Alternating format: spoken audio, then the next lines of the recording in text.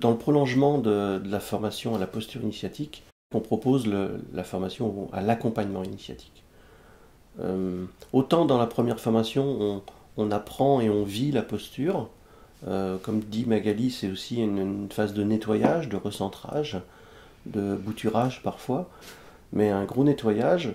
Et puis, il y a certaines personnes qui ont envie de mettre en œuvre cette pratique. Donc cette formation s'adresse bien sûr à tous les accompagnants qui ont déjà une clientèle et qui veulent ajouter cette dimension initiatique. Et puis ça s'adresse à tous ceux qui veulent devenir directement coach ou accompagnant initiatique et d'en faire un métier à part entière, soit pour accompagner des individuels ou des groupes dans un milieu professionnel aussi, c'est possible, en entreprise. Un coach initiatique, c'est quelqu'un qui s'appuie sur les lois, en fait, pour accompagner l'autre personne.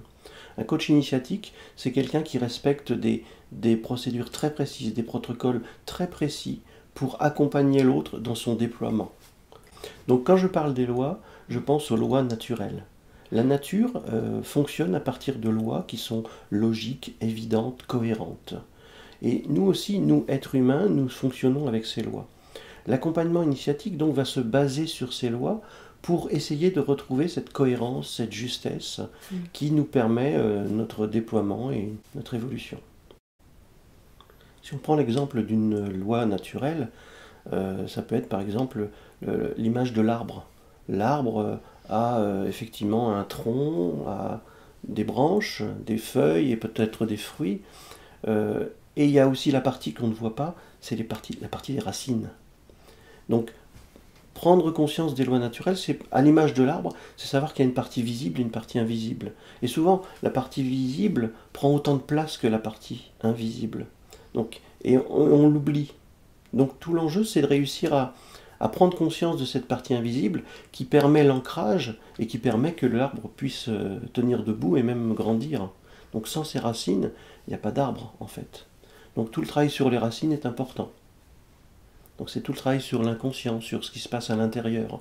Donc on va parler aussi beaucoup du miroir dedans, dehors. Donc ce qui se passe chez le client va venir résonner aussi chez nous. Donc on va aussi se poser ces questions-là et voir quels sont les mécanismes qui se jouent dans l'un et dans l'autre. Alors dans cette formation, il y a entre 10 et 12 personnes grand maximum.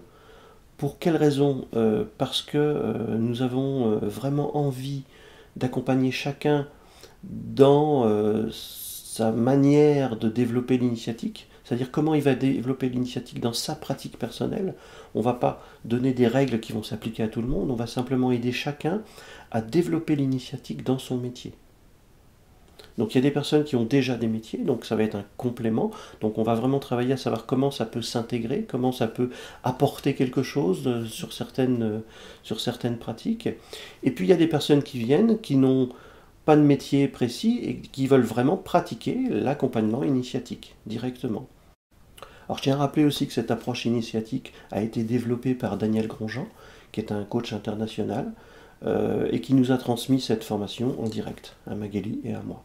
Donc nous sommes là dans une forme de transmission et de déploiement parce qu'elle passe aussi par nous aujourd'hui. Pour moi, un coach initiatique, c'est quelqu'un qui a un avantage. Un avantage parce qu'il a un outil efficace qui permet souvent de débloquer des situations. Pourquoi? Parce que ça permet de voir d'autres points de vue très rapidement et de manière légère.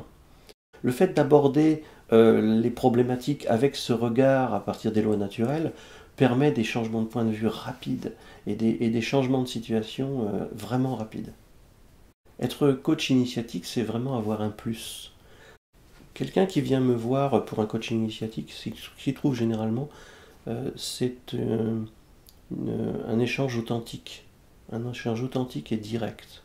Mon objectif, c'est vraiment de pouvoir transmettre toutes ces lois, toutes ces pratiques autour de l'initiatique. Voilà. Parce que c'est tellement efficace, c'est tellement joyeux, c'est tellement co-créateur de voir les gens qui s'animent, qui se déploient. Et c'est vraiment beau. Donc mon objectif, c'est vraiment de transmettre tout ça dans cette formation.